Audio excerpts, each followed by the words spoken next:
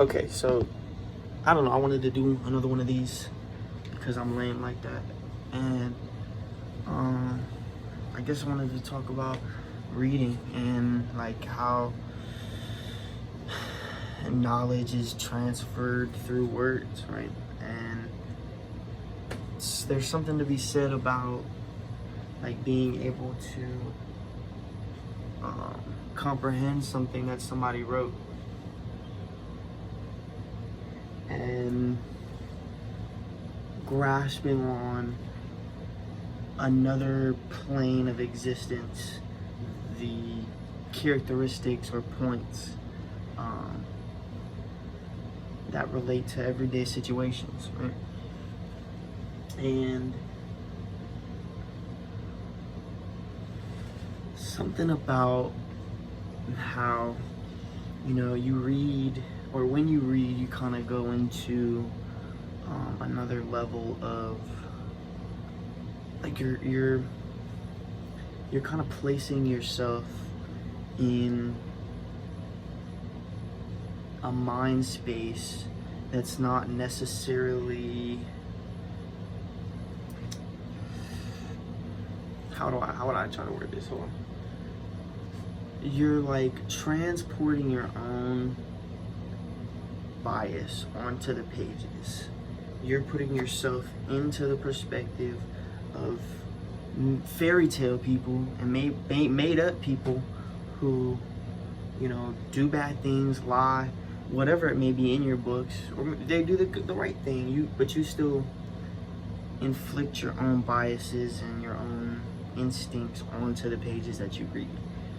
So it's cool to have books that challenge your perspective on your everyday activities and your morality of every day.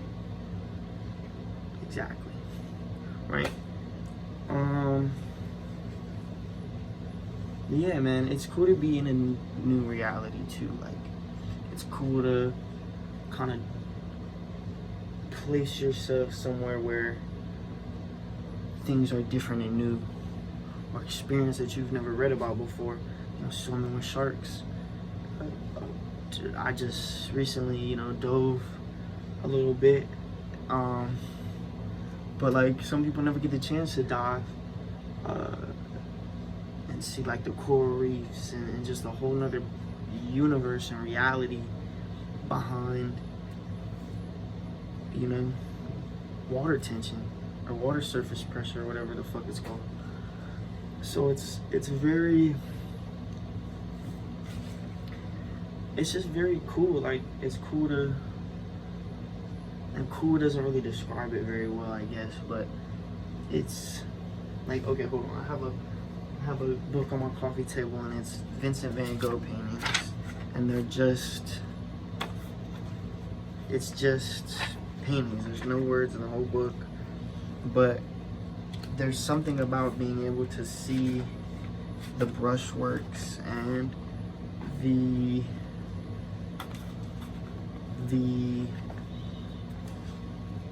emotions that are being transferred onto the page through physical action, right? Like, that's sick. You can feel the way the painting's supposed to feel, not just because of the colors and the foreground, like, attention, where your attention is drawn is also like a factor in its mood. But also, if you get closer, you can see like brushwork that was done, I would say purposefully, for the mundaneness of the painting and the overall sense of sameness. You know, there seems to be something here, maybe a little guy in his boat, maybe just something, right? But other than that, the lines are very straightforward You don't see a lot of swirling or nothing eccentric on the page. So your mood is conveyed through that, and the mood of the painting, I mean, I guess. And words and books. Well, let me try to wrap this in like a real thing, like what I'm trying to say. If you can read things and see things that your brain processes and affects your mood, why are we filling the books with negative? And I feel like I've like made this a bigger topic than books just now, just how I'm about to do it right here. Why are we filling books with a melancholy reality? A reality that's bleak and like ugly, and not something that we'd like to see every day. You know, the brushwork here is much more splotchy, is what I'll say, or it's got much more liveliness to the strokes. It feels like liveliness to the strokes. But I don't know. I just thought that was cool. You know, I just thought that was something interesting to share. But you know, my favorite topic, me. I feel like, man, it's good to be home. I guess it's good. It's good to feel like that you have something. It's good to feel like you're doing something, even, you know, just because it's new again, right? It's cool to like be back, I guess. What's up with these roundabouts, man? You know what I'm saying? But traveling, like, okay, here. Let me try to get back to my original point while relaying it back into me. Traveling, bro, right?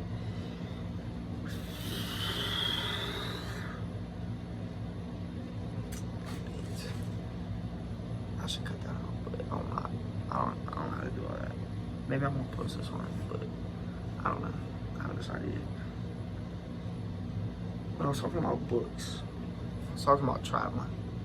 And I was talking about the realities that we find ourselves in based on, you know, our own actions and the way things just play out, man. So, you know, I was in Florida, came back up here last year for Christmas. That was cool. This year, to save me from tears, I gave it to somebody special. Nah, but I fucking just drove up here, and now I drove with somebody, and it's like, you know, now I just want to really like experience new realities that I've never been in before, like places that, you know, you just go to Florida. And I went to Tallahassee. I was on the FSU campus, and bro, FSU campus was so nice. It was like, man, I've never been to the Ohio State campus, but I hear they have a huge one. I wanted to go. We almost went. Me and a friend of mine almost went to the Miami campus. But I was out living, doing things, experiencing shit, and then, you know, shit goes the way it's supposed to go, and it's like, okay, now I'm back up here. What am I? You know, boom, boom, boom. I'm doing this and this and this and this. So it's like, you're always on the right track as long as you got your head where it needs to be with God, and just experiencing your own life, I guess, right? And I'm like,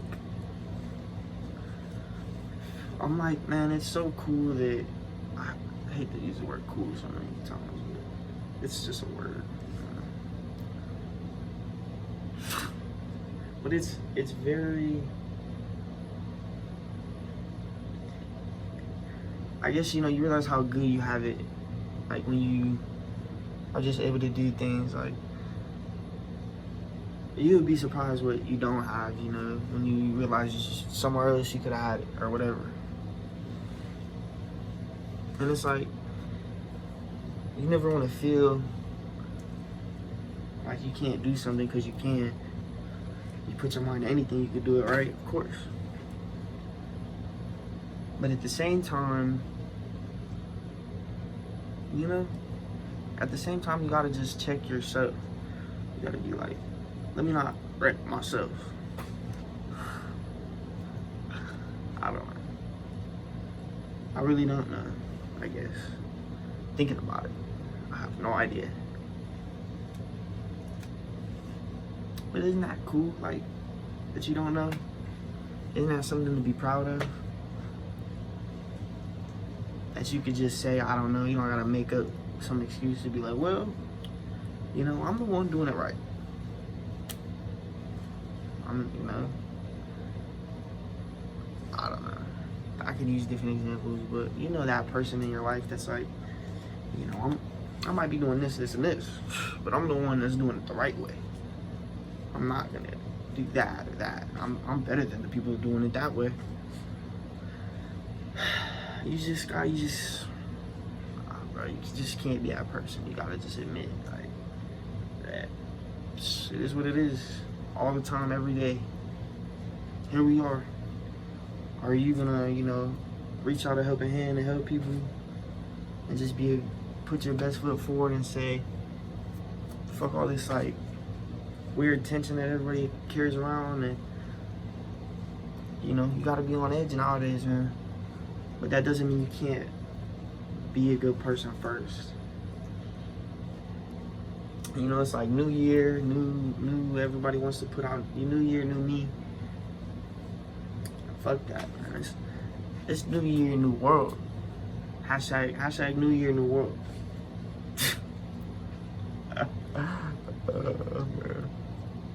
But for real, like,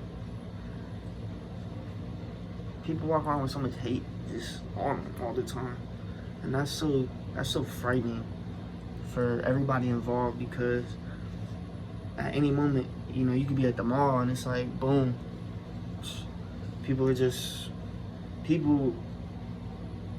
I don't know the reason, whatever, but just, it's crazy that people would do that. You know, people really do that, and it's like, okay, you know, they're willing to do this for a little bit of gain.